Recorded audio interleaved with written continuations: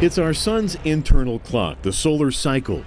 For centuries, astronomers have observed sunspot activity increase into a solar maximum and all but disappear into a solar minimum every 11 years.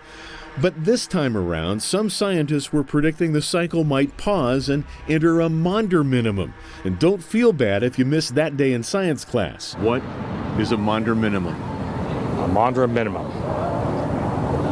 I got to go with my wife on that one and say a bet. Want to double down on that? A Maunder minimum is a time when the sunspots fade away and don't come back for many years. And sunspots play a role in our global temperature. Obviously, a reduction in sunspots would be a reduction in the flux of energy we receive from the sun. It matters because the last Maunder minimum in the mid-1600s, combined with heightened volcanic activity, put parts of the planet into a big chill. It was a minimum in sunspot activity that was observed, and it went on for over 100 years. And there was what they call a mini ice age, cooling. There was a general global cooling at that time. That time, known as the Little Ice Age, is blamed for food shortages that sparked rebellions and economic collapse.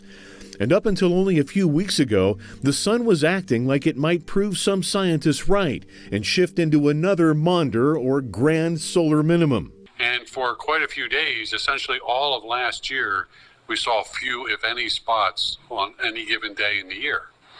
Now we have started seeing the spots that we associate with the next cycle, solar cycle 25, have already started appearing on the sun. While an extended absence of sunspots, as some predicted, might have moved average global temperatures down slightly, we probably wouldn't notice. A 0.2 temperature change is small compared to what we've seen over the last 50 years, when we've increased, the global warming has increased our temperatures. So to see a 0.2 degree decrease would not have a huge tangible effect, certainly in the Mojave Desert. But when the next grand solar minimum eventually occurs, scientists say it will give them a chance to learn a lot about how and why our climate changes. It's on the forefront of many scientists' minds. And that's the beauty of science. Is it's not my opinion, it's not your opinion. Let's take the data, let's measure it, and let's correlate it. And if we can, then we're going to learn more about the natural system, which is, of course, our climate that we're trying to understand. During the sun's new 11-year cycle, scientists might gather enough new information to predict when we'll see the next Maunder minimum. But for now, Professor Pravica describes the sun seasons as nonlinear physics, which he refers to as turbulence and chaos. Back to you.